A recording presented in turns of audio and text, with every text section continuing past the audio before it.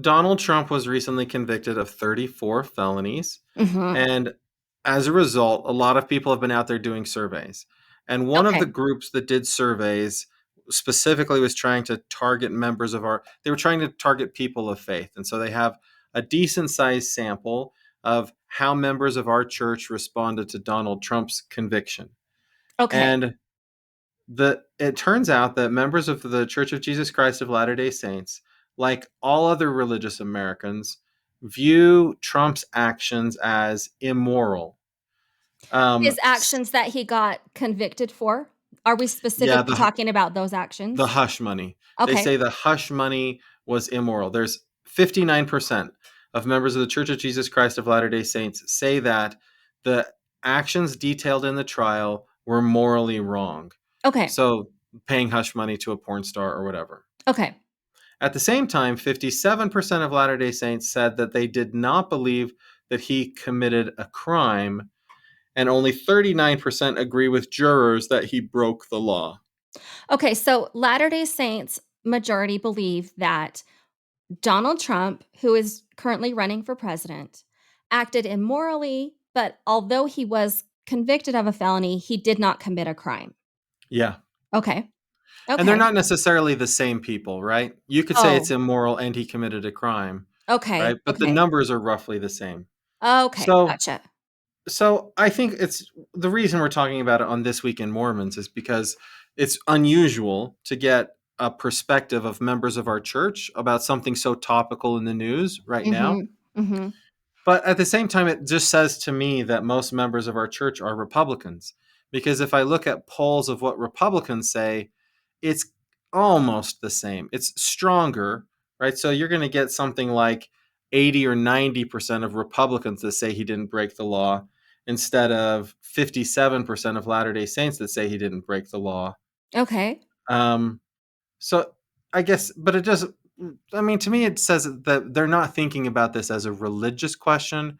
They're really thinking about it as a political question, and it's politics that's kind of guiding their thinking on it more Hmm. than faith.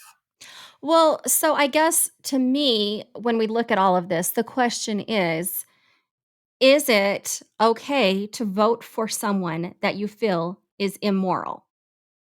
I would And say maybe no. you feel like both candidates are immoral. I don't know. I'm not saying specifically Yeah, Trump, but I'm saying like yeah, as a member of the Church of Jesus Christ of Latter-day Saints, is it okay for you to vote for someone that you feel like on some issues is immoral, maybe? yeah. I would never do that.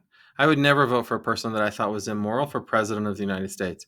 However, I know lots of people that do, Okay. because they say nobody's perfect and we're not voting for a prophet. We're just voting for a president. Mhm. And even if I disagree with his morals, I support his policies. And so I'll vote for the policies and not the person. Lots of Okay. people make that argument. I just Okay. wouldn't do it.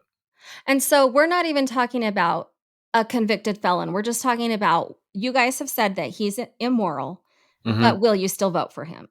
Yeah. Right? And a lot of them still will. Okay. And have we had any direction from prophets or scriptures regarding this issue? Because it seems like we have. Like, it seems like it's Sure. fairly clear that, like, I feel like the last election, and again, this isn't my field of study, but I feel like the Yeah. last election, didn't we get like a talk over the pulpit or a letter over the pulpit that said, please vote for somebody who is a good person? Something like Um, that? Help me out. Help me out. well, I will say so. Dallin H. Oaks gave a talk on the Constitution. Yes. And he said that no party advocates all of the righteous things all the time. So Sure. sometimes you have to vote for somebody that you don't like all of their policies, but because you like some of their policies, But isn't right? that also when he said, "Don't vote straight ticket, just Yeah, look he at the did say that. person"? He did Yeah, say that. yeah. I'm finding this verse in the Doctrine and Covenants Okay, because that's it's fine. I'll yeah. talk for a second. Here's the thing, I don't think I if I'm only looking at morality, I don't think I could vote for either of the top candidates for president right now. I personally don't feel like either one of them is completely moral. If I'm Hmm. looking at any person in the entire world, though, maybe with the exception of my husband, because he's pretty much the most moral person I've ever met. I don't think I could look at anybody and say they're absolutely moral. Like I'm in line with everything that they are in line with morally. So I don't know that that can be my measure. So what I'm saying is when an LDS person says to me like I don't think he's moral but I'm going to vote for him anyway, I can understand how they would get there. I Yeah, can understand that. Yeah. yeah.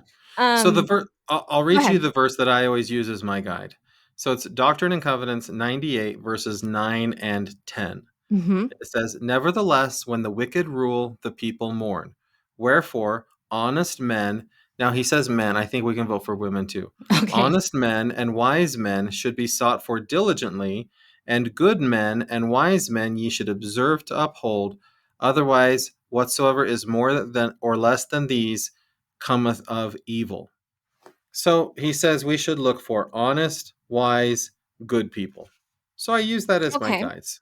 So if, Okay. in my opinion, a person is not honest, good, or wise, I would not vote for them, no matter how much I agreed with them on policy, because I ask myself, could I find somebody else who Mhm. has the same views that is honest, good, and wise?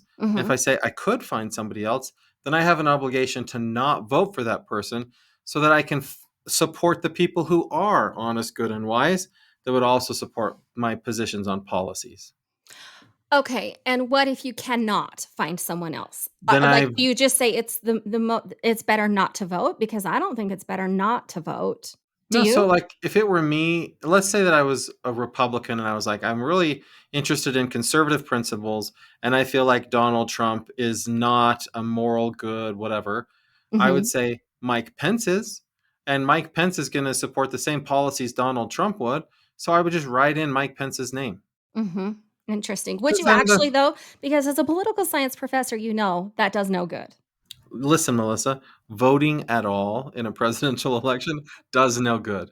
It's all a symbolic act. Mhm, Like the probability that your vote is going to matter in a presidential election is so, so small. So the mhm, fact that you're going and participating in the election at all is a symbolic act. So shouldn't you then embrace your principles of all times in these symbolic acts that don't really mean that much? hmm, Shouldn't you really embrace your principles?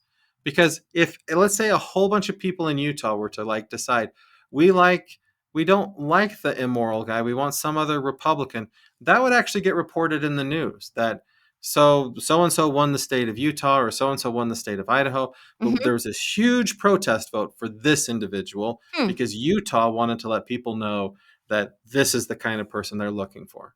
And Interesting. that actually could matter more than Mhm, just choosing between one of two people you don't really like. mhm. Okay, and then do you think this principle applies outside of United States politics? Oh, for sure. I think it Mhm, does for sure. mhm. In fact, so to me, this is the principle. If you're going to live in a democracy, this is the principle you go by, right?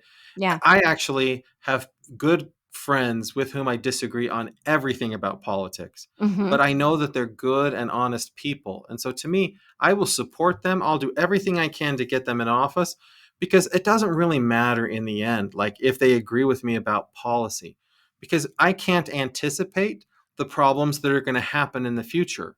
So all that matters to me is, does this person share my values, see the world the way I do, think the things are important that I think are important, and then I'm going to just trust them to do the right thing with whatever things come up in the future.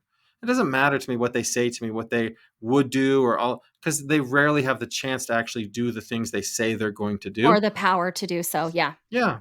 Yeah. So to me, it's all about, are you a good person? Good. Okay. Hey, that was fun. I like hearing your perspective because, I think it's a more educated perspective. I do think this is an issue that a lot of LDS people are going to be grappling with, like as it Yeah. comes time to make decisions on election, not just presidential, but all elections. So yeah, I think it's important to figure out what your guiding principle is in relation to these things. So cool. Thanks, Matt.